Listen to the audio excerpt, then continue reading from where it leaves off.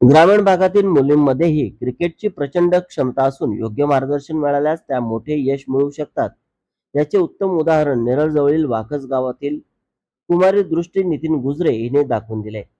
रायगड जिल्हा क्रिकेट असोसिएशनच्या अंडर 15 महिला संघात दृष्टीची निवड झाल्याने संपूर्ण कर्जत तालुक्यात आनंदाचे वातावरण निर्माण झाले.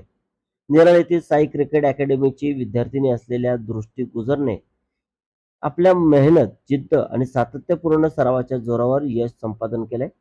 कोच विकी भोईर, विनय साळसकर आणि अजिंक्य पाटील यांच्या मार्गदर्शनाखाली ती गेल्या काही वर्षापासून क्रिकेटचे प्रशिक्षण घेत होती. ग्रामीण भागातून पुढे येत तिने जिल्हा स्तरावर आपली वेगळी ओळख निर्माण केली आहे. रायगड जिल्हा क्रिकेट असोसिएशन तर्फे जाहीर करण्यात आलेल्या महिला अंडर 15 संघात दृष्टीची निवड करण्यात आली असून आगामी आमंत्रित स्पर्धेसाठी ती रायगडचे प्रतिनिधित्व करणार आहे. त्यामुळे वाकस गावासह नेरळ परिसरात तिच्यावर अभिनंदनाचा वर्षाव होत आहे.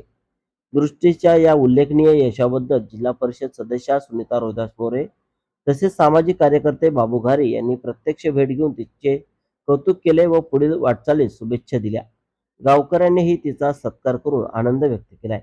आज प्रथमच ग्रामीण भागातून एका तरुणीचे क्रिकेट क्षेत्रात होत असलेले हे कौतुक अनेक मुलींसाठी प्रेरणादायी ठरत आहे.